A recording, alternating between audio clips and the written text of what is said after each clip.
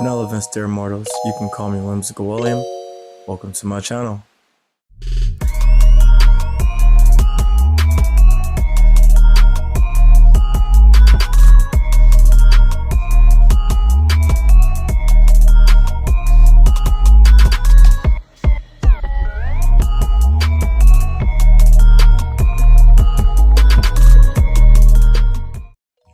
Alright, in this video, I want to talk about my love for Viewtiful Joe.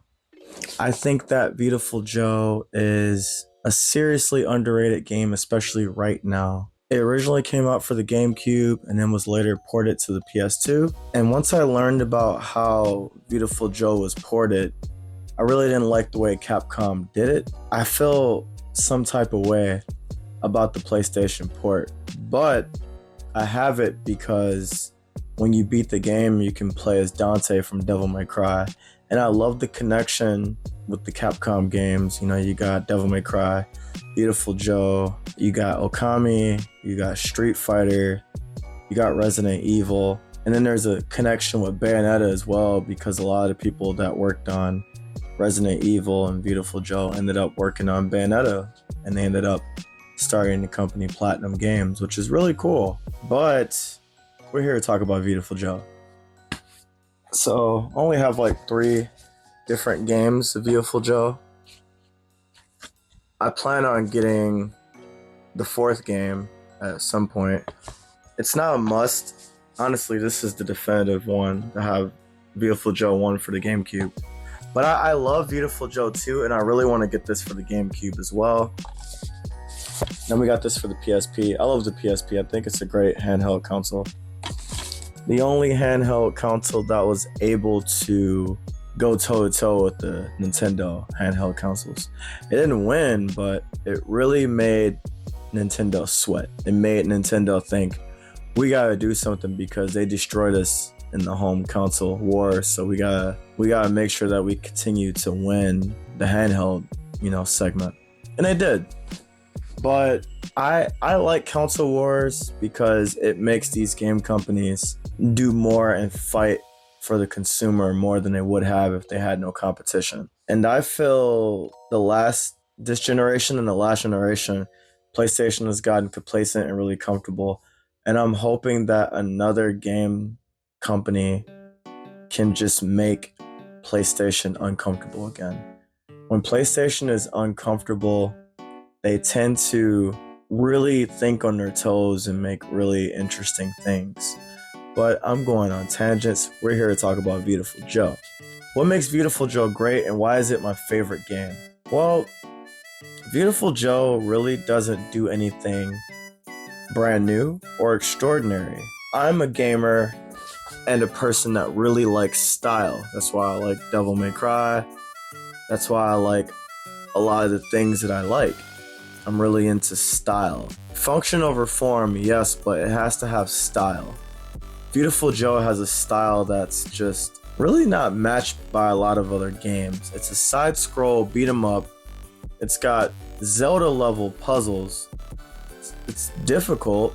Like, you can't just button mash and win. You have to utilize each ability properly. And if you don't, you're gonna end up losing to certain bosses and you're going to end up frustrated. When I first played this game, I thought it looks cute, looks cool. This would be a fun game to play. I got to the first boss in Viewtiful Joe 1, the giant bat. And in that boss fight, you really need to utilize the ability to slow down time. If you're not aware, Viewtiful Joe has a lot of abilities that are in movies.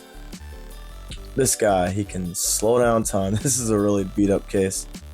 Slow down time, he can speed up time, he can zoom in. He just has some really unique abilities. So that's one facet of the game that I like. It's got a nice difficulty and it forces you to really learn the controls and really learn how to play the game. It's not a game that you could just BS with or halfway play. It's really something that you gotta lock into, really know your buttons and your controller and your layout, and just really focus on the type of enemies you're fighting. But while it's doing all that, it has a lot of style and character. And the shell shading style of graphics. I love it so much. I'm a big fan. My favorite Zelda game is Wind Waker for the GameCube. So you can see why I really enjoy this style. This is also a shell shaded type of art. If you look, there's a lot of dark blacks in there. It's kind of chibi style in a way. And you could look at the Viewtiful Joe, word, and it's stylish. So that's one aspect that I really like, or a few aspects that I really like about Viewtiful Joe. The difficulty, the style, and even though it doesn't have the most ambitious story, the story is told so well. And there's plot twists that, you kind of see coming, but they're still told in such a way that it's still refreshing even if you guess what was happening. I'm not going to really spoil the story because the whole point of this video is to get you lovely people out here looking for this game on eBay, dusting off your GameCube or your PS2 or your PSP, mostly your GameCube and your PS2, and putting the disc in and trying it out. What I will say about the game is if you're a fan of Power Rangers, you're a fan of Gundam or Transformers, a lot of that is in there. There's puns that are connected to Mega Man in the game, and all those cheeky things make the game a lot more fun. Viewtiful Joe is self-aware, and the story in part 1, it's like a Mario story.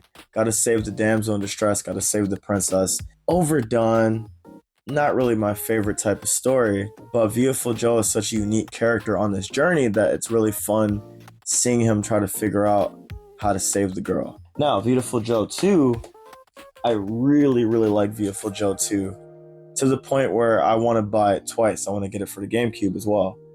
The reason why I like this story is because, yeah, it's a one-player game, but you play as 2 characters, which is super cool. They each have unique skills, and it's not like an option where you play as one character and you're like, I'll grab the other character and play it too, just to have a different experience. You need both characters. And what I really like about the whole 2 character situation is they're both boyfriend and girlfriend. So it really teaches you the teamwork in order to make your way through the levels and fight the bosses and just really getting through together. I love the aspect of teamwork. I really love how just because Viewtiful Joe is strong and fast, he can't get through it alone anymore. And his girlfriend has abilities that make puzzles easier, make certain boss fights easier.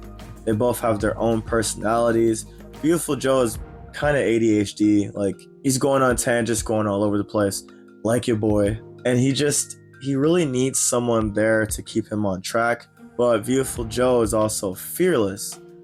And, his girlfriend has a lot of logic. Sylvia has a lot of logic. And sometimes she needs to just run ahead and really make it happen. But Viewtiful Joe is like, oh, I'll run ahead. I don't care. And they really balance each other out. One is logical and one is just fearless. And they get puzzles together. They beat bosses together. And the plot twist in the second game is a little more unpredictable. And I kind of like the story more and the gameplay. The gameplay is a little bit different, but not much. They're both very similar. But I feel like because part 2 has more dynamics and different abilities, Sylvia has the ability to record. And she uses like projectile versus Viewtiful Joe's close-up hand-to-hand combat. They really complement each other and make the game such an enjoyable experience. And of course, I'm going to talk about Red Hot Rumble. This game is not that fun, but, well, I can't say it's not that fun. I think it's pretty fun, but this game is by no means technical. It's just something to pop in your PSP and just, you get to see your homie again. You get to see Viewtiful Joe again and really enjoy the whole world and all the different characters. This has a lot of new characters. I just love the PSP disc. Like, they're smaller than the GameCube disc. And look at that, we get a booklet. I miss the days of us getting booklets in our games. Now we just get the game itself. And if you're checking out the Nintendo Switch 2, you don't even get the game. You get like a little sheet of paper. It's pathetic. But yeah, Viewtiful Joe is the best. And to prove that, Got your boy tattooed on my leg. Yes, yes, yes. Viewtiful Joe is a great game, and if you haven't played it, I highly recommend it. It's fun, it's easy to get into, but it'll challenge you. Even on normal mode, it'll challenge you if you're not familiar with the abilities. The story is fun, it's cute, it's campy, and if you're a fan of Super Sentai or Power Rangers, you're gonna have fun with this game. And that's basically it. I'll show you what the disc look like. You know, we got the pink disc with the Sakura petals for the GameCube disc. Got Viewtiful Joe on the spine. This was Nintendo's version of, you know, their exclusive games, which I'll talk about that actually. So, Capcom was supposed to do the Capcom 5. They had Killer 7. They had another game called PN something. That one was the worst of the 5 games by sales. I never played the game, so I don't know if it was actually a bad game. Viewtiful Joe, Resident Evil 4, and then there was one more game. If you remember all 5 games, tell me in the comments below. I remember those 4. There was one more Capcom game that made the... this game was canceled. That's why I don't remember it. It was like some game with a character that flew around, like Phoenix something, I don't remember. Definitely not Phoenix Wright Attorney, just totally different game. Might not even be called Phoenix, I don't remember. But there was only 4 games that came out. There were supposed to be 5, one got canceled. Capcom was like, yeah, sure, we'll make these games for you guys. You know, we know that the GameCube is struggling for games. A lot of developers aren't developing for it because the disc is small and it doesn't hold as much memory. And the PlayStation 2 just has a lot more capability and it's easier hardware to work on. The Xbox has its own titles, but it didn't get as many titles as PlayStation 2. For that generation, PlayStation 2 dominated with how many games it had available. Now for the next generation, Xbox 360 dominated for a long time because the hardware inside the PS3 was a little bit harder for developers to make games for, and they had a lot easier time with the 360, and they made better games for 360 because it was so easy to work on.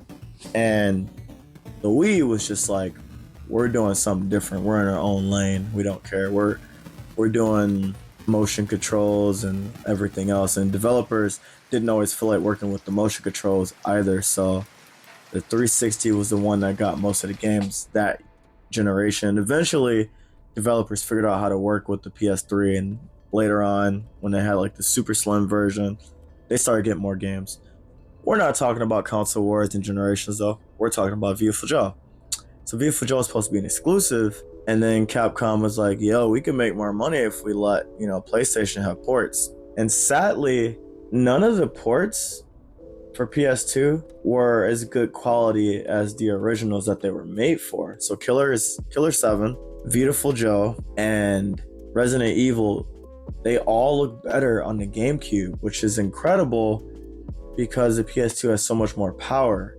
But the games were specifically designed for GameCube, so the ports suffered from basically the transfer process. But they also didn't utilize parts of the game console that were strong. Just because the game console is strong doesn't mean it's gonna, you know, utilize the hardware or the software that you're, you know, using it for. So if you're looking to play Viewtiful Joe or the original Resident Evil 4, because now we got a remake, which is the best version you're gonna get. But if you want to play the original, GameCube. You want to play Killer 7, GameCube. Those are the best ways to play those games. Viewtiful Joe, once again, it's really fun. I like the fact that it's a challenge, especially part 1. Part 1 has a lot less saves. So if you beat a boss and then you die right afterwards, frustrating old game logic, you gotta fight that boss again. You shouldn't have died. You should have been careful. Viewtiful Joe 2 is more forgiving, which makes it a little more fun.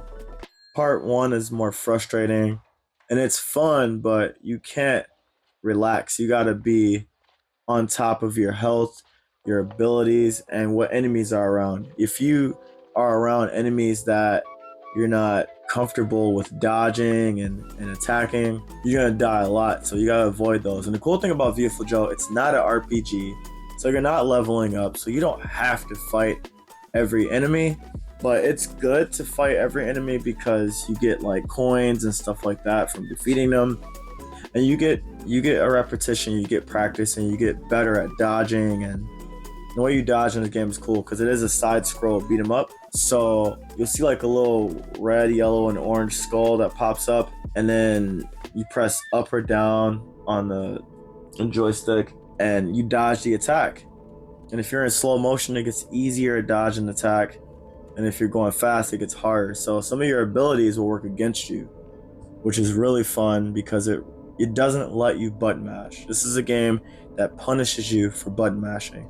This is a game that rewards you for being on top of what abilities to use for certain enemies.